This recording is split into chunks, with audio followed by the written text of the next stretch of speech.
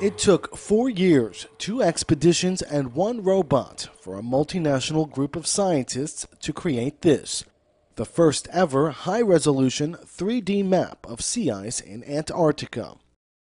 The project started back in 2010 aboard the RRS James Clark Ross, fighting its way through the ice to the Bellingshausen Sea. Once there, the researchers dropped an underwater robot equipped with sonar underneath the ice. Its mission was to start mapping the underside of 500,000 square meters of sea ice.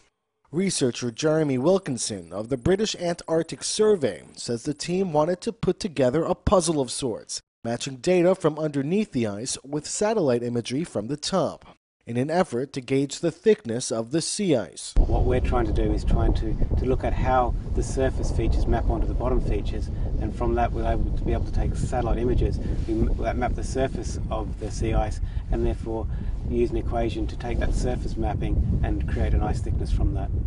And by obtaining ice thickness measurements and its changes over time, the scientists can produce more accurate models of the rate at which the planet is warming. Well, sea ice is important. If you're in a spacecraft looking at the Earth, you look at the polar regions, they're very, very white, and that's reflecting a lot of the sunlight back into space. And therefore, if you remove that white cap from the poles, you get more solar radiation being absorbed, which in turn will heat the planet.